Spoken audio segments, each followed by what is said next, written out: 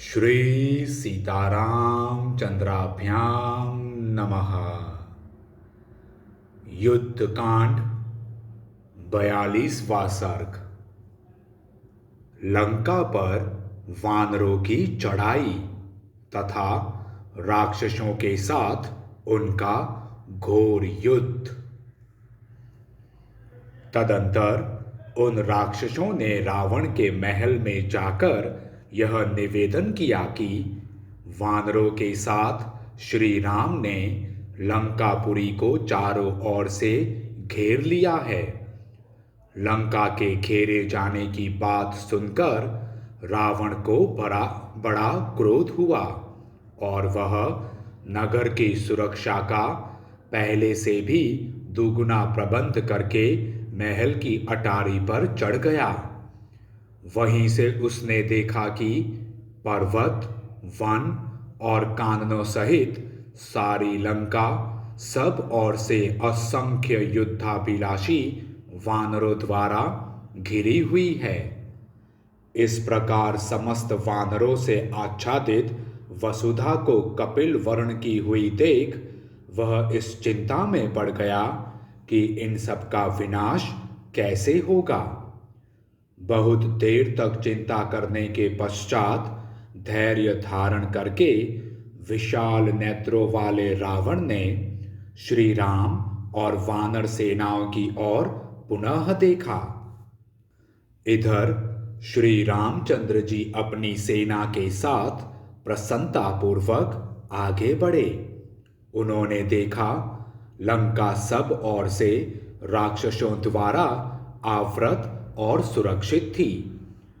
विचित्र ध्वजा पताकाओं से अलंकृत लंकापुरी को देखकर दशरथ नंदन श्री राम व्यथित चित्त से मन ही मन सीता का स्मरण करने लगे। हाय, वह मृग शावक नयनी जनक नंदिनी सीता यही मेरे लिए शोक संतप्त हो पीड़ा सहन करती है और पृथ्वी की वेदी पर सोती है। सुनता हूं बहुत दुर्बल हो गई है। इस प्रकार राक्षसियों द्वारा पीड़ित विदेह नंदिनी का बारंबार चिंतन करते हुए धर्मात्मा श्री राम ने तत्काल वानरों को शत्रुभूत राक्षसों का वध करने के लिए आज्ञा दी। अक्लिष्ट कर्मा श्री राम के इस प्रकार आज्ञा देते ही आगे बढ़ने के लिए परस्पर होड़ सी लगाने वाले वानरों ने अपने सिंहनाद से वहां की धरती और आकाश को गुंजा दिया। वे समस्त वानर यूथपति अपने मन में यह निश्चय किए खड़े थे कि हम लोग पर्वत शिखरों की वर्षा करके लंका के महलों को चूर चूर कर देंगे अथवा मुक्कों से ही मार मार कर ढहा देंगे। वे वानर सेनापति पर्वतों के बड़े बड़े शिखर उठाकर और नाना प्रकार के वृक्षों को उखाड़कर प्रहार करने के लिए खड़े थे। राक्षस राज रावण के देखते देखते विभिन्न भागों में बटे हुए वे वानर सैनिक श्री रघुनाथ जी का प्रिय करने की इच्छा से तत्काल लंका के परकोटों पर चढ़ गए। तांबे जैसे लाल मुंह और सुवर्ण की सी कांति वाले वे वानर श्री रामचंद्र जी के लिए प्राण निछावर करने को तैयार थे। वे सब के सब साल वृक्ष और शैल शिखरों से युद्ध करने वाले थे, इसलिए उन्होंने लंका पर ही आक्रमण किया। वे सभी वानर वृक्षों, पर्वत शिखरों और मुक्कों से असंख्य परकोटों और दरवाजों को तोड़ने लगे। उन वानरों ने स्वच्छ जल से भरी हुई खाइयों को धूल, पर्वत शिखर, घास फूस और कांटों से पाट दिया। फिर तो सहस्त्र यूथ, कोटि यूथ और 100 कोटि यूथों को साथ लिए अनेक यूथपति उस समय लंका के किले पर चढ़ गए। बड़े बड़े गजराजों के समान विशालकाय वानर सोने के बने हुए दरवाजों को धूल में मिलाते, कैलाश शिखर के समान ऊंचे ऊंचे गोपुरों को भी ढहाते, उछलते कूदते एवं गरजते हुए लंका पर धावा बोलने लगे। अत्यंत बलशाली श्री रामचंद्र जी की जय हो, महाबली लक्ष्मण की जय हो और श्री रघुनाथ जी के द्वारा सुरक्षित राजा सुग्रीव की भी जय हो, ऐसी घोषणा करते और गरजते हुए इच्छानुसार रूप धारण करने वाले वानर लंका के परकोटे पर टूट पड़े। इसी समय वीरबाहु, सुबाहु, नल और पनस ये वानर युद्धपति लंका के परकोटे पर चढ़कर बैठ गए और उसी बीच में उन्होंने वहां अपनी सेना का पड़ाव डाल दिया। बलवान कुमुद विजय श्री से सुशोभित होने वाले 10 करोड़ वानरों के साथ लंका के पूर्व द्वार को घेर कर खड़ा हो गया। उसी की सहायता के लिए अन्य वानरों के साथ महाबाहु पनस और प्रघस भी आकर डट गए। वीर शतबली ने दक्षिण द्वार पर आकर 20 करोड़ वानरों के साथ उसे घेर लिया और वहीं पड़ाव डाल दिया।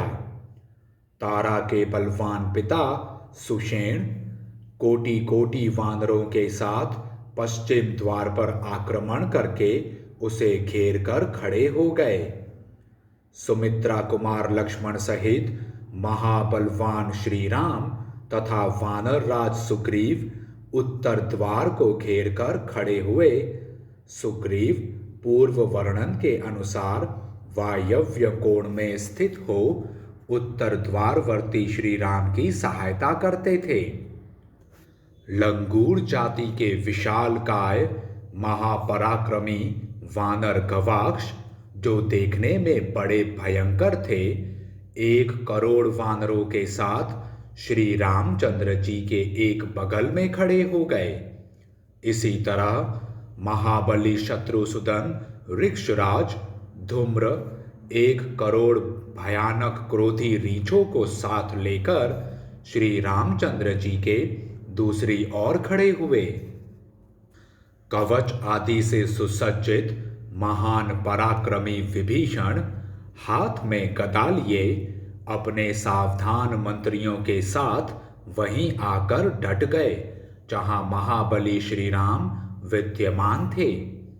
गज, गवाक्ष, गवय, शरभ और गंधमादन सब और घूम घूम कर वानर सेना की रक्षा करने लगे। इसी समय अत्यंत क्रोध से भरे हुए राक्षसराज रावण ने अपनी सारी सेना को तुरंत ही बाहर निकलने की आज्ञा दी। रावण के मुख से बाहर निकलने का आदेश सुनते ही राक्षसों ने सहसा बड़ी भयानक गर्जना की।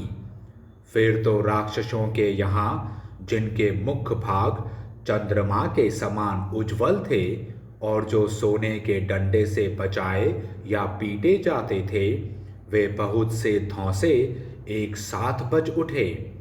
साथ ही भयानक राक्षसों के मुख की वायु से पूरित हो लाखों गंभीर घोष वाले शंख बजने लगे। आभूषणों की प्रभा से सुशोभित काले शरीर वाले वे निशाचर शंख बजाते समय विद्युत प्रभा से उद्भासित तथा वक्र पंक्तियों से युक्त नील मेघों के समान जान पड़ते थे। तदंतर रावण की प्रेरणा से उसके सैनिक बड़े हर्ष के साथ युद्ध के लिए निकलने लगे, मानो प्रलय काल में महान मेघों के जल से भरे जाते हुए समुद्र के वेग आगे बढ़ रहे हों। तत्पश्चात वानर सैनिकों ने सब और बड़े जोर से सिंहनाद किया, जिससे छोटे बड़े शिखरों और कंदराओं सहित मलय पर्वत गूंज उठा। इस प्रकार हाथियों के चिक्खाड़ने, घोड़ों के हिनहिनाने, रथों के पहियों की खरखराहट एवं राक्षसों के मुख से प्रकट हुई आवाज के साथ ही शंख और दुंदुभियों के शब्द तथा वेगवान वानरों के निनाद से पृथ्वी, आकाश और समुद्र निनादित हो उठे। इतने ही में पूर्व काल में घटित हुए देवासुर संग्राम की भांति राक्षसों और वानरों में घोर युद्ध होने लगा। वे राक्षस दमकती हुई गदाओं तथा शक्ति, शूल और फरसों से समस्त वानरों को मारने एवं अपने पराक्रम की घोषणा करने लगे। उसी प्रकार वेगशाली विशालकाय वानर भी राक्षसों पर बड़े बड़े वृक्षों, पर्वत शिखरों, नखों और दांतों से चोट करने लगे। वानर सेना में वानर राज सुग्रीव की जय हो, यह महान शब्द होने लगा। उधर राक्षस लोग भी महाराज रावण की जय हो ऐसा कहकर अपने अपने नाम का उल्लेख करने लगे। दूसरे बहुत से भयानक राक्षस जो परकोटे पर चढ़े हुए थे, पृथ्वी पर खड़े हुए वानरों को भिंदी पालों और शूलों से विदीर्ण करने लगे। तब पृथ्वी पर खड़े हुए वानर भी अत्यंत कुपित हो उठे और आकाश में उछलकर परकोटे पर बैठे हुए राक्षसों को अपनी बाहों से पकड़ पकड़ कर गिराने लगे। इस प्रकार राक्षसों और वानरों में बड़ा ही अद्भुत घमासान युद्ध हुआ, जिससे वहां रक्त और मांस की कीच जम गई। इस प्रकार श्री वाल्मीकि निर्मित आर्ष रामायण आदि काव्य के युद्ध कांड में 42वां सर्ग पूरा हुआ। जय श्री राम।